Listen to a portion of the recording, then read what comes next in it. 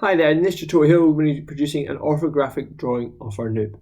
An orthographic drawing is a collection of two-dimensional views of a 3D object, and it can be often used when you're going to have a part produced to make sure the person who's producing it would know how to produce it, but also kind of sizes and tolerances that they'd have to make it to. Our learning intentions, so we're going to be learning how to use the base and projected views, as well as dimensioning the part in Autodesk Inventor, and we won't be able to explain what an orthographic drawing is and also what the base and projected views are. For our success criteria here, we need to ensure that we've got our lots of dimensions added. So I'll show you how to add dimensions, but for the top success criteria, we're looking for you to add some additional dimensions which are not shown in this tutorial. We'll have our title block complete, and I'll explain what the title block is, which will be working completely independently. And we've also completed our explanations, which are laid out in our learning intentions. And additionally, we've also got our labels added to each of our views. So let's get started on this. I've got Autodesk Inventor opened up. I've already opened up my noob assembly, and it's really important you do that first. Next up, you then need to go up to File, and we're going to go to Open. And you should have, when you've created this folder and you've copied across this presentation, you should have the drawing border A4 copied across as well. If not, you're going to have to find that on the school system. So we can click on that there, and we're going to go Open. We've now got a blank sheet here. So the first thing we're going to do is we're going to go up to Base. And because we have that assembly open, it's picked up that that's the model we're going to be using.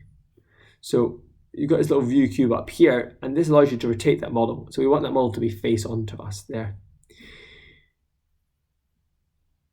In the drawing views box, there's a little light bulb there, and we want to make sure that there is on.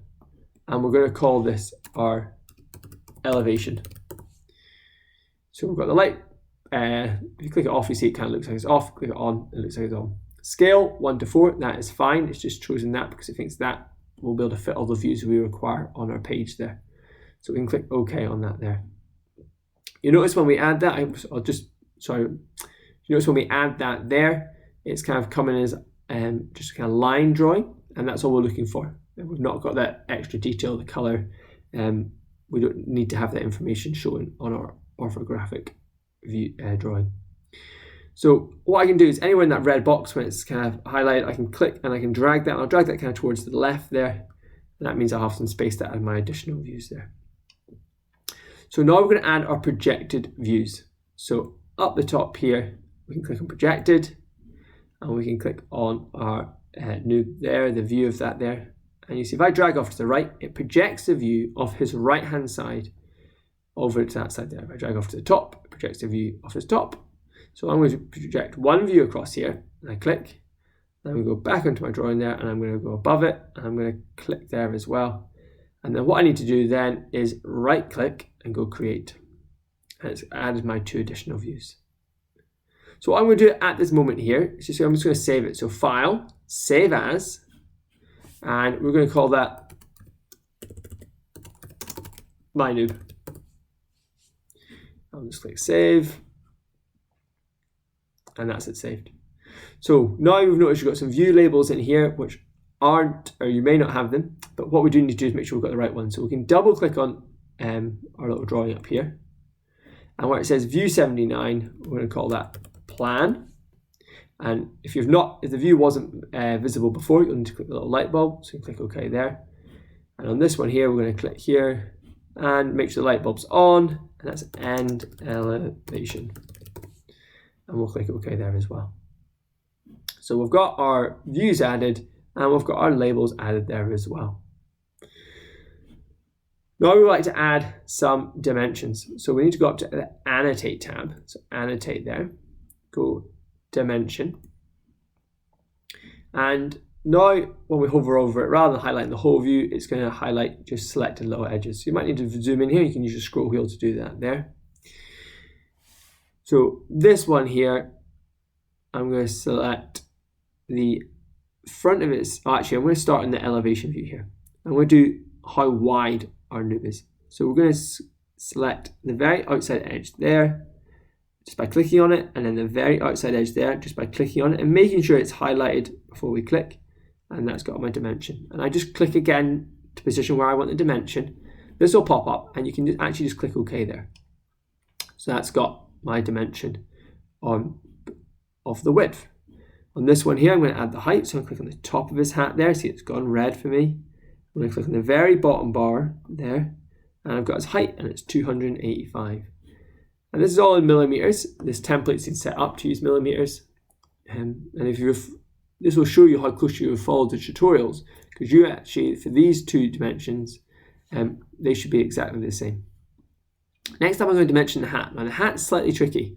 I draw my hat so I've had my position my hat so it's a slight angle.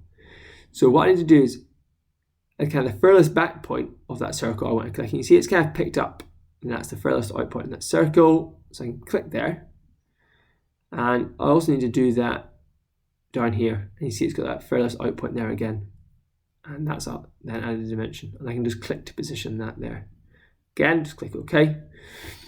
And that might vary for you if you've got your hat positioned differently, you've got a different hat. And so remember, part of the top success rate here is we're looking for you to kind of work out what other add some other dimensions, what other dimensions you think might be useful. I am going to add one more dimension here, and just want to show you this. I'll actually show you a couple more dimensions. So I'm going to click on this circle here, and you'll notice with that dimension, just click there to position it, click OK. It's got a diameter symbol. So that's saying that there is a diameter 80 millimeters. That's quite useful to know. And I'll do one more. I'll do on the edge of his brim of his hat here. Click on that there, and you'll notice it, and click to position that there. Click OK. You notice that says R40. So that's telling me it's a radius of 40 millimeters there. Well, that's a diameter of 80 millimeters for his hat there. So that's our dimensions added. Remember, add a few more dimensions. Try to add some on the fillets here, or maybe on the buttons there, or even between the center of the buttons. But see what you choose. See what you fancy doing. So now I can just press Escape to get rid of the dimension tool. I would actually like to place an isometric view up here. So I'm going to go back to Place Views. I'm going to go Projected again, and I'm going to click on the elevation view that we added. And I'm going to drag up to the top right, and then I'm just going to click there. And then I'm just going to press right click. So I'm just going to right click and then go over to Create. And I've got a nice isometric view added. So we're not going to dimension that view, but it's quite nice just to show someone else, whoever gets this drawing might not have seen the item in 3D. So it's quite nice to give them a 3D representation there on the paper. So I'm going to double click on that there. I'm going to rename that there. Oops, make sure we're using capitals. Isometric. And under the style here, I can change it. I can change that to shaded. And that means, you'll see when I click off this in a second, click OK, it then adds the color. And it's quite nice to have that little color representation in the corner there. You might have noticed as we've been working, the scale has automatically filled in as 1 to 4, and that's because the template's set up to do that there. It's also got the units specified here in millimeters.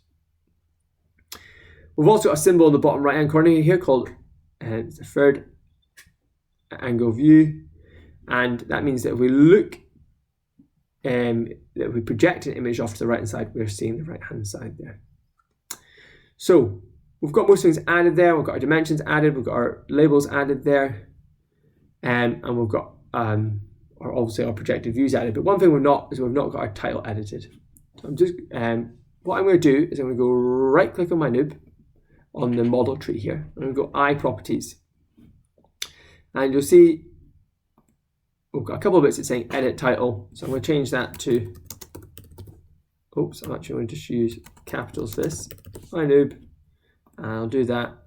That's coming there as well. Just use capitals for that as well. And under the description as well. So a few points there, we'll just put that in. There we have it. Click OK. Oops. There it has come through now. So there, it's changed the name of the drawing to My Noob. So at that point now we can save. So just save that there. You can also go to Print, and I've using Foxit PDF Reader here. Make sure Properties, I'll print a PDF. So that's okay. And I can then go on, if I went in there, to print that PDF. I would recommend either printing a PDF, or you can print an actual copy there if you check with your teacher first. I'll just cancel that a moment because that's us done on the tutorial here. So let's head back to the PowerPoint here. So we'll produce an orthographic drawing there with added dimensions. We've completed the title block. We've added our labels, and as I said, we've added dimensions already. Hopefully now you're going to be working your crib sheet there. Remember, we're looking at an orthographic drawing. And this is an orthographic drawing is used to represent a three-dimensional object using several two-dimensional views. I'll leave you to fill that in just now.